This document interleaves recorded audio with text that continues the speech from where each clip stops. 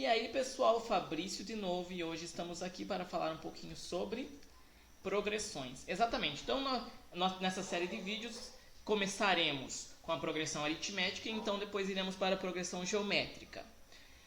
Vale lembrar que as progressões, elas são um tipo do que? Você saberia me dizer?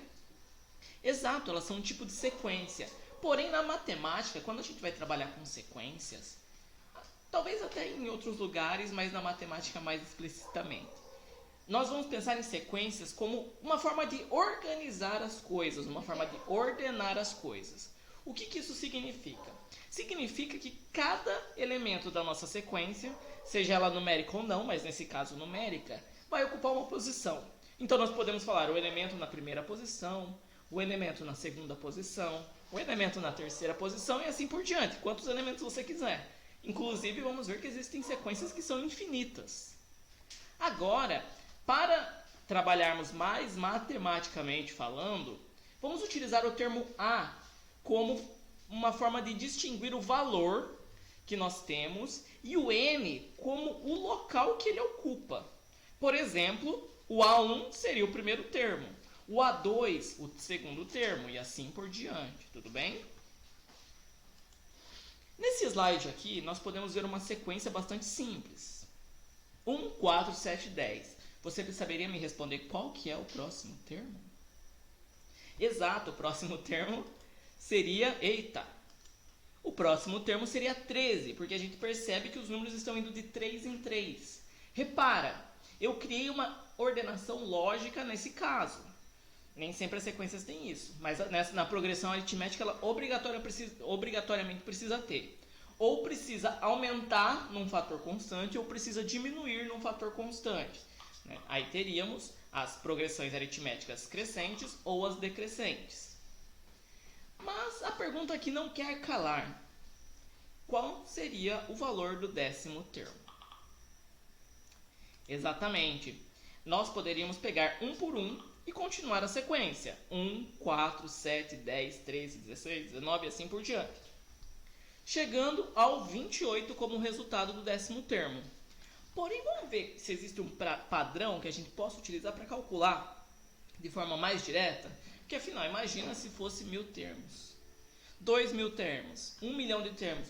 Não daria para fazer esse cálculo. Agora, com uma fórmula que já te mande direto para esse lugar, seria bem melhor. Então vamos pensar o seguinte. O primeiro termo seria 1. O segundo termo seria 4. Mas o 4 nada mais é do que você pegar esse termo anterior e somar com 3. O próximo termo seria 7, que nada mais é do que o termo anterior mais 3, ou o primeiro termo mais 3 vezes 2. Se continuarmos nessa sequência, vamos perceber que o primeiro termo ele sempre vai ser somado com 3, nesse caso, o 3, vezes o número de termos que você quer repetir. Porém, repara, o índice é 4 e o número de vezes que você está multiplicando é 3. Por que isso acontece? Porque o 1 você já está contando, ou seja, o primeiro termo você já está contando. Então, o que nós vamos fazer? O número de termos que você quer, o número do termo que você quer calcular vai ser um termo qualquer da sua sequência. Nesse caso eu peguei o termo 1, mais para frente eu vou dar outro exemplo. Mais a razão, que é esse fator de variação. Então, de 1 para o 4 varia quanto? 3. De 4 para o 7, 3. De 7 para o 10, 3. Ou seja, a nossa razão aritmética nesse caso seria 3.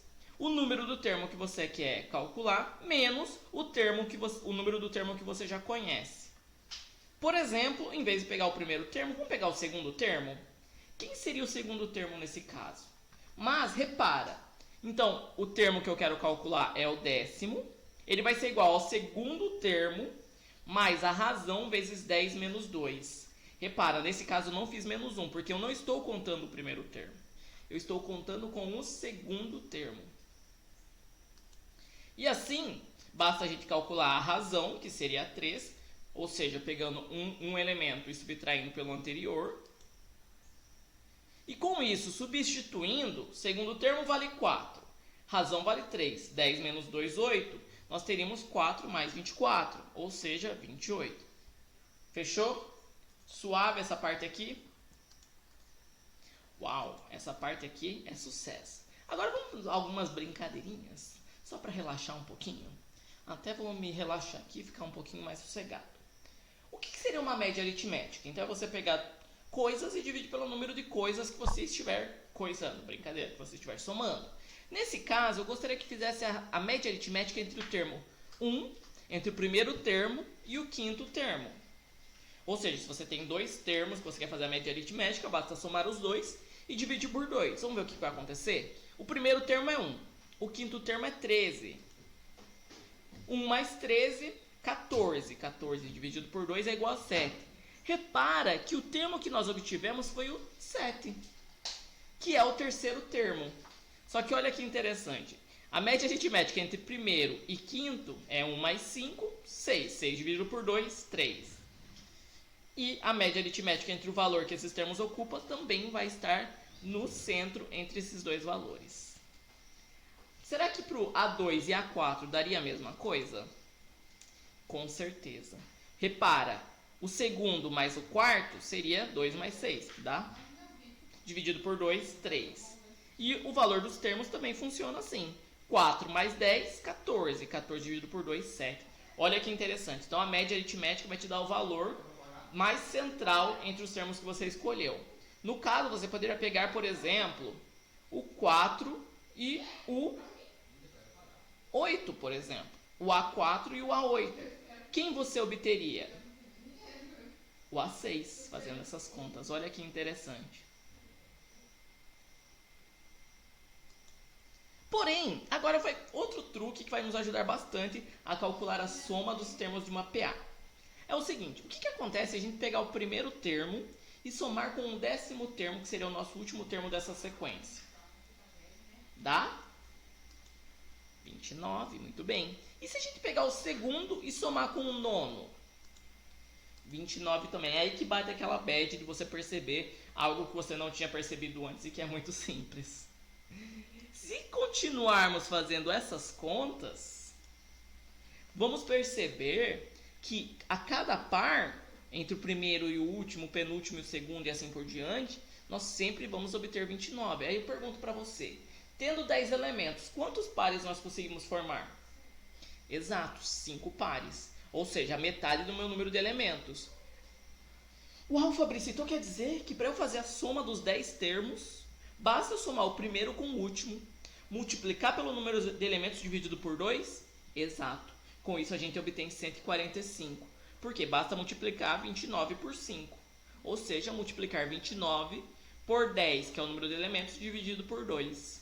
Isso sempre vale, Fabrício? Para a progressão aritmética, acredite se quiser, sim. Ou seja, você pode tanto somar os dois números e multiplicar por n dividido por 2, quanto fazer essa multiplicação e ao final dividir por 2. Então isso fica a sua escolha. Primeiro mais o último termo, vezes n dividido por 2. Simples, suave, mamão com açúcar, fechou? No próximo vídeo, aqui tem um pequeno resumo sobre o que é interessante saber, né? Como calcular o termo geral, a razão e a soma dos termos de uma PA. No próximo vídeo veremos um pouco sobre progressão geométrica.